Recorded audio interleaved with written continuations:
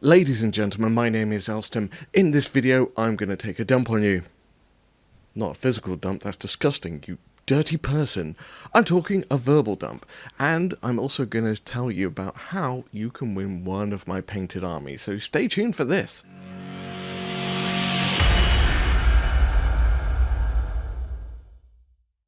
It's weird with this new microphone. I'm trying to get used to everything, so... Tried the wireless mic, that didn't work, so trying this mic now. Hopefully it sounds better, it doesn't sound like... Anyway, so in this video I want to talk to you about a couple of different things, and it's basically a big old amalgamation of all the stuff that's been rattling around my head for God knows how long now, and I was going to do videos on each one of them. However, I have decided to slam them all together in one video to try and get this out of my head and get me moving with more videos. So, brace yourselves. Also in this video as well, I want to talk about curing hobby block, because I know that can be a subject a lot of people have an opinion on, something to say or to do with it. However, I have my own, so I thought I'd throw my own hat in the mix. I'm not going to take this hat off because I don't have much hair under here and it'll get cold.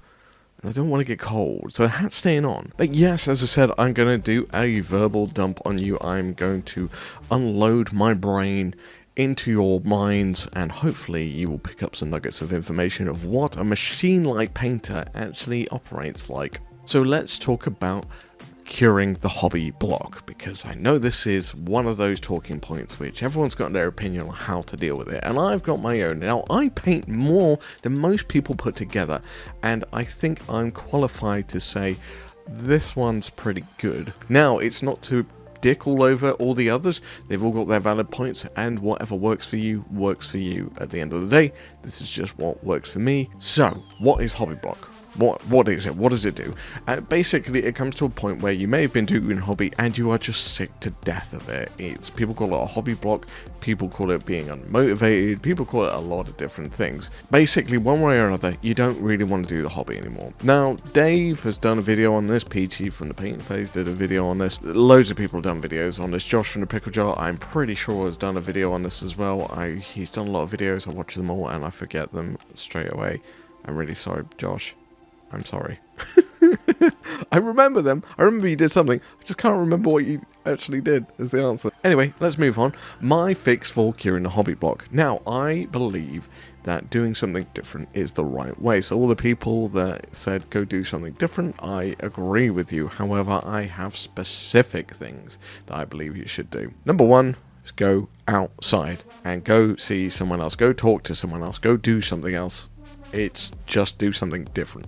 Now, I believe seeing other people is very important, and that leads into the main thing which I can suggest for curing the hobby block. So going to see other people gives you a different perspective and different inspiration for a project they might be working on, something they're excited about, a new game system, what they're painting, all these ideas of stuff like that that will kickstart your own imagination again. It might not, it might not. However, my tip, which does link in with that, is a little bit better. It's a little bit more of a mind-boggling in your face, so you can't really ignore it, and that is to go to a wargaming convention. Now, I am quite biased to the wargaming convention I'm going to shill like anything, and that is ChillCon, because ChillCon is my little baby. So if you've been following me for a while, you'll probably know what we're going to talk about next, but if you're new to the channel, I was part of another channel called the Chillin' Wargamers a few years back, and I basically left this channel to do that channel for a couple of years, and then I left that channel to do this channel again.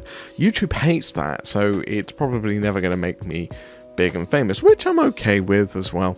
I've seen how much Valorant gets hate, so I'm quite good at staying at the lower end of the attention. Anyway, ChillCon was the brainchild of mine and Spud. We were talking on a show once and we said, wouldn't it be cool if we did a convention? And then our friend Steve came along and went, oh, I'll give that a try.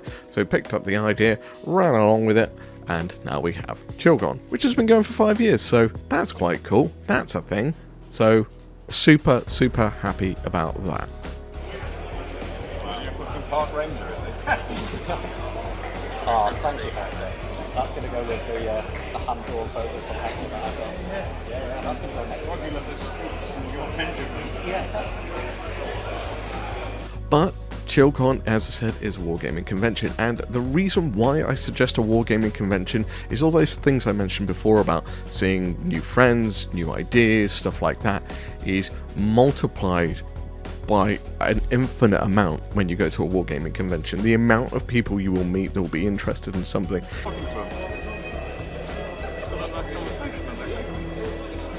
how it goes in Rotherham, yeah. Sheffield. You filming for a year? Yeah. Of course he is. I just want to see you guys get pegged. You're filming on your phone after. Sorry, the camera's in the car and I've got to walk if I gotta go get it. I know. Give me a coffee on the way back. Yeah, okay. The amount of different things going on, the amount of painted models, the amount of new games, the amount of new shinies everywhere, the amount of just new stuff is just incredible, and you will get an overloaded amount of stimulation from it. As long as you're into wargaming. If you're not, it's going to be a load of sweaty nerds in a room, and yeah, it might not be your cup of tea. So apparently this is paint water. Does it not look like a cup of tea? I think wargaming convention is one of the best things in the world. Now, I'm going to do my own little quip at Warhammer Fest as well, because everyone did it, so I thought I'd throw my hat in, but mine's very much shorter than that. ChillCon, 500 people. Warhammer Fest, what was it, 10 to 15,000? ChillCon, better than Warhammer Fest. That's all I'm going to say. It's like mic drop out. There you go. Please do. And we'll give him a name. And he can be related. We've got so many cousins it could be. Cousin Freddie. Hi, Dave. Hi, Hector. If anything, I've just been to the UK Games Expo as well, and oh my god, the stimulation I got from that. Don't worry, I'm not aroused. I know you can't see below here, but don't worry, nothing bad's going on. I say bad. But yeah, go to a wargaming convention. They're brilliant. They're awesome. Go do it. It's really awesome. I'm going to turn us to a bit of a sad note here as well. While I'm on the topic of ChillCon and the Chillin' Wargamers, sadly, one of the Chillin' Wargamers family passed away this year, is Normski, and it's every time I talk about it, it's just a difficult thing because he was a friend and he's gone now, and words just fail you when this kind of stuff happens. So what I wanted to talk about as well was another topic about getting your mojo and your stimulation back by being selfless, and Normski was one of these selfless people.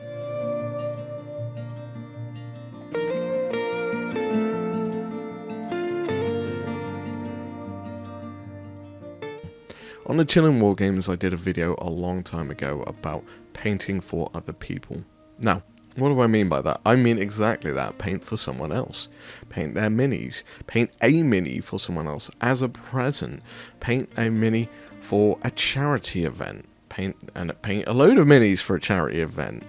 We're coming to that in a minute. And this kind of mental push, this obligation to someone else, can be the thing which pushes you through the barrier of hobby block, because it's something you want to do, and it's not something you feel obliged to do. It's not something you feel that you have to do. It's not something to defeat your pile of shame. It's nothing to do with that, because the pile of shame thing, the to-do list, can be a thing in its own right, but when you're doing something for someone else, your task becomes selfless.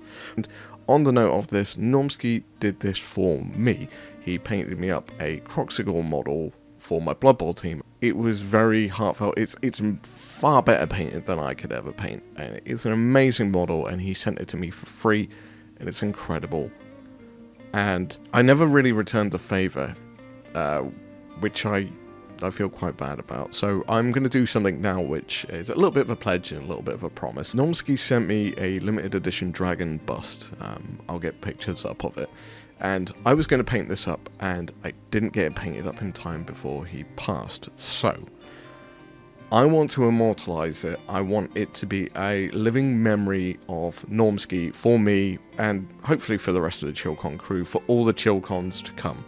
And what I'm proposing in this video is me Judge and Moggy, the painters of the hobby clinic, will work on this project. I haven't asked them yet, so when they see this video, guys, please help, please.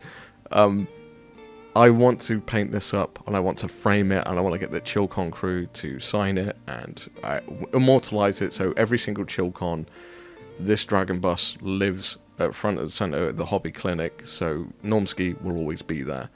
So that's the idea. Hopefully it works. Hopefully I can do a video on it. We'll see.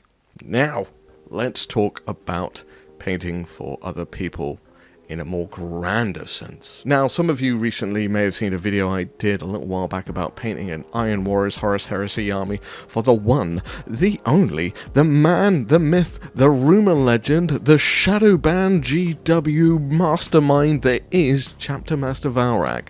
This was a very rewarding thing for me. Not only the simple fact that I got a dopamine hit from Valrak praising me for the work I did, then praising me again on his video, and then all the people from his channel coming over to my channel and praising me for the work he did as well. I did, he did, we did it. It's a collaboration, that's the deal. And it gave me such an incredible endorphin, dopamine rush, whatever chemical my body likes to produce. It gave me a big hit of that. In a time at the present moment where I'm going through a personal bit of a hardship at the moment, I'm having a bit of a rough time at home. Don't worry, you don't need to send me messages. I'm a big boy, all 5'6" of me, anyway, so I can deal with it. But as I said, I am going through a bit of a rough point, and this is a form of therapy, this video, as a bit of a reflection to get the ideas out of my head and tell people that even if you're feeling down, stuff like painting for other people, stuff like going to conventions and seeing your friends, Dave from MS Paint, Ben from Benji's Hobbies, Josh from the Pickle Jar account, thank you enough, Pirate Queen Pickle, all the ChillCon crew, Graham Rigford coming along and giving me a cake, like that was incredible. I don't know why he gave me a cake, so that was cool. All the people that came and talked to me about painting and all the advice I could offer, and just generally seeing all the cool people out there. Also, I got to meet Pat and Peachy from the painting phase. It was incredible. So I had a wonderful time, and when you're going through difficult times, I suggest going out to see people and reconnect to a certain degree. Sometimes we are obliged to stay at home and deal with our issues. However, there is a thing as space, and sometimes a new perspective can help wonders for reflecting on your current situation. So, to big old Valrak himself, the whole point of this video really was that Valrak has finally put the army up for a raffle. There will be a link below to the raffle site of where you can basically buy in to try and win this army. Now, I don't know the full details of how it works. I believe you buy a ticket and then it gets raffled off and you can, win the army basically. So that's the idea. So there'll be a link below, and I plead with anyone that is interested, or anyone that just has a spare couple of quid, is go buy a ticket, because this money is going to go to a good cause. I believe it's going to go to a cancer charity. So all the money from this is going to go to someone some people that need it to help them out through all of this, their hardships that they're going through as well. So if you have a spare couple of quid, look after yourselves though first. By all means, I'm not like, don't do it if you're tight like that, like tight for cash. If you're tight, then you probably should. But if you're tight for cash, that's a different story. So just don't do that. God. Such, like, adding one word on the end just changes it all. Anyway, if you could give it a consideration, that would be great. I would very much appreciate that. And if you don't know Valrak as well, you might think Valrak is the rumor monster, the absolute liar, the guy that raises all the rumors and all the leaks and everything like that. I'm just going to give you one little point of clarity here as well. Valrak doesn't actually do the leaks. He just reports on the people that have leaked them.